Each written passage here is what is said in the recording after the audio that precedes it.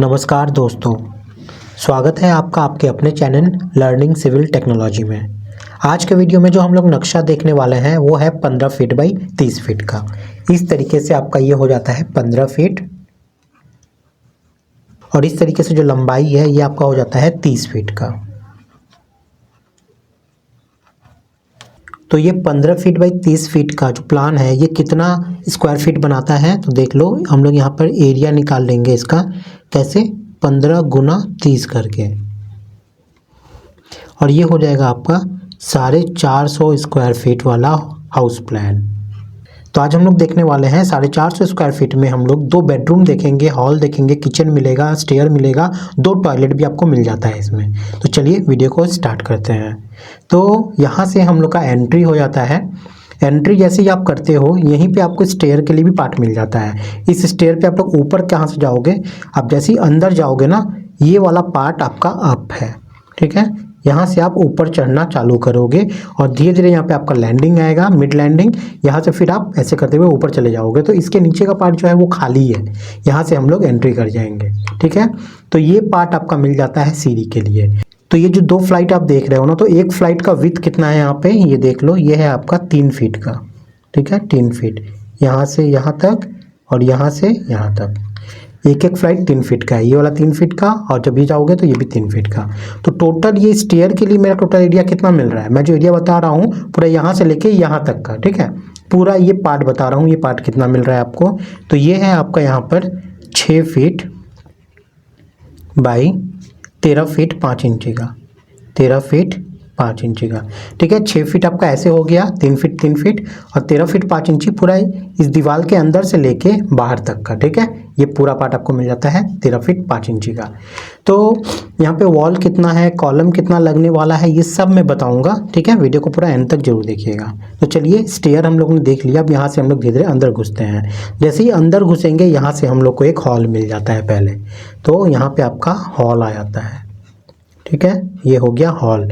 और हॉल कितना बाई कितना का है, हॉल यहाँ पे आपको मिलता है 7 फीट 9 इंची बाई 8 फीट 8 इंची का।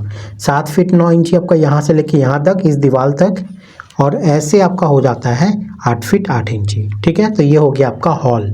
अब हम लोग यहाँ पे देखेंगे 2 बेडरूम, एक बेडरूम ये है आपका, एक बेडरूम ये है आपका। तो दोनों आपका बेडरूम हो गया यहाँ पे। तो लिख देता हूँ मैं यहाँ पे बेडरूम, एक बेडरूम ये हो गया और एक बेडरूम ये हो गया आपका, ठीक है। दोनों बेडरूम का साइज देख लेते हैं।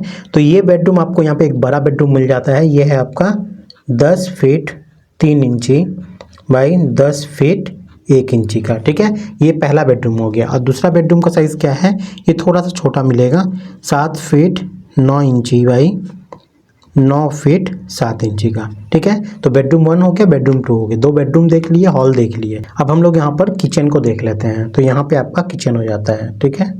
ये किचन है। किचन का साइज यहाँ पे क्या है देख लीजिए। किचन का साइज है यहाँ पे 6 फीट 5 इंची बाई 5 फीट 3 इंची का, ठीक है। 6 फीट 5 इंची ऐसे हो गया, 5 फीट 3 इंची ऐसे हो गया। यहाँ पे आप लोग काउंटर कैसे लगा सकते हो, देखो काउंटर आप लोग यहाँ पे इस तरीके से ले जाके यहाँ पे आप लगा सकते हो। ये आपका काउंटर का डायरेक्शन हो सकता है, ठीक है।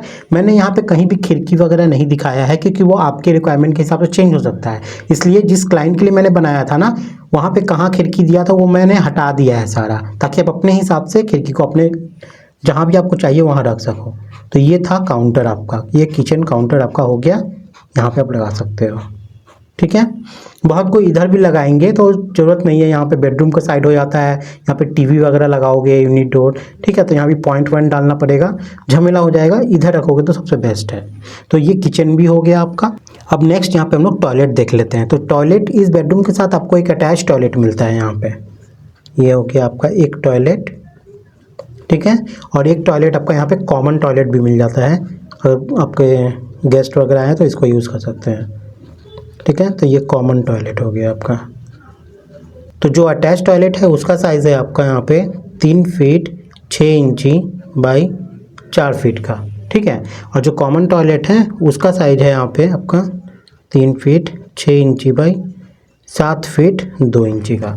समझ में आ गया। 3 फीट 6 इंची ऐसा, 7 फीट 2 इंची आपका ऐसे हो गया। तो ये है आपका 450 स्क्वायर फीट में, यानी कि 15 फीट बाई 30 फीट के प्लॉट पर आपका ये घर बन सकता है, जो कि बेस्ट है मेरे हिसाब से। ठीक है, जिसमें आपको 2 बेडरूम, 2 टॉयलेट, एक हॉल, एक किचन मिल गया, और डुप्लेक्स यानी कि आपके फर्स्ट फ्लोर पे जाने के लिए आपको स्टेयर भी मिल जाती है। तो ये हो गया आपका पूरा हाउस प्लान। अब हम लोग बात कर लेते हैं कि यहाँ पे जितने भी वॉल है ना, उसकी थिकनेस कितनी है। तो ये याद ध्यान रखिएगा, जितने भी वॉल यहाँ पे है सभी के सभी, इंटरनल एक्सटर्नल सभी के यहाँ पे 5 इंची के हैं। ठीक है, अब हम देख लेते हैं यहाँ पे कॉलम का पोजीशन, कि कॉलम कहाँ कहाँ हम लोग बैठा सकते हैं। तो देख लीजिए, कॉलम आपका पहले 4 कोना पे 4 कॉलम तो रहेगा ही। ये एक कॉलम हो गया, ये एक कॉलम हो गया, ये एक कॉलम हो गया, और यहाँ एक कॉलम हो गया। 4 कॉर्नर पे 4 कॉलम तो रहेगा ही।